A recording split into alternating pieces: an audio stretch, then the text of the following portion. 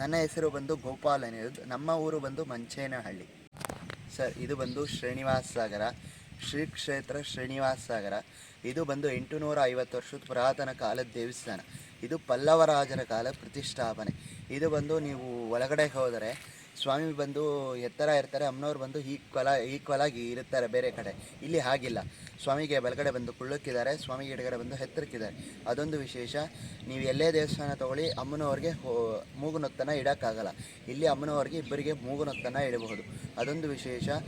ಇದು ಬಂದು ಹರಿಹರ ಕ್ಷೇತ್ರ. ಕಾಶಿಗೆ ಬದಲಿಗೆ ಯಾರಿಗೂ ಹೋಗೋಕ್ಕಾಗಲ್ಲ. ಇಲ್ಲಿಗೆ ಬಂದು ಹೋದರೆ ಅಲ್ಲಿಗೆ ಹೋಗಿರೋ ಪ್ರಾಪ್ತಿ ಸಿಗುತ್ತೆ ಅಂತ ಪ್ರತೀತಿ. ಎಲ್ಲನ ತೊಗೊಳ್ಳಿ, ದೇವಸ್ಥಾನ ನಾರ್ತ್ ಫೇಸ್ ಇರಲ್ಲ. ಇಲ್ಲಿ 365 ದಿವಸನೂ ನಾರ್ತ್ ಫೇಸು. ಇದನ್ನು 2ನೇ ವೈಕುಂಠ ಅಂತ ಕರೀಬಹುದು. ಇದು ಬಂದು ಉತ್ತರ ಪಿನಾಕಿನಿ ನದಿ, ನಂದಿ ಬೆಟ್ಟದಲ್ಲಿ ಹುಟ್ಟುತ್ತೆ, ಇಲ್ಲಿ ಉಗಮವಾಗುತ್ತೆ. ಇದು ಉತ್ತರ ಪಿನಾಕಿನಿ. ಇದು ವಿಶ್ವೇಶ್ವರಯ್ಯ ಕಟ್ಟಿಸಿರೋದು.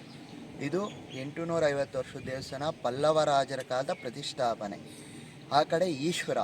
ಇಲ್ಲಿ ಯಾರನ್ನ ಸರ್ಪದೋಷ ಇದ್ದವರು, ಅಲ್ಲಿ ಸರ್ಪ ಇದೆ, ಸರ್ಪ ಸಂಸ್ಕಾರ ಮಾಡಿಸಿದರೆ ಸರ್ಪದೋಷ ಎಲ್ಲ ನಿವಾರಣೆ ಆಗುತ್ತೆ ಅಂತ ಪ್ರತೀತಿ. ಅದೊಂದು ವಿಶೇಷ.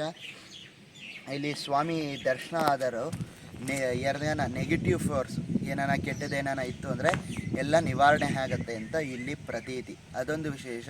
ಇಲ್ಲೊಂದು ನಿಜ ಪವಾಡ ನಡೆಯುತ್ತೆ. ಅದು ಏನಪ್ಪ ಪವಾಡ ಅಂದರೆ, ಇಲ್ಲಿ ಯಾರು ಅನ್ಕೊಂಬರೋಕ್ಕಾಗಲ್ಲ, ಅನ್ಎಕ್ಸ್ಪೆಕ್ಟೆಡ್, ಅನ್ಕೊಂದಿರ ಬರೋಕ್ಕಾಗುವಂಥ ಕ್ಷೇತ್ರ.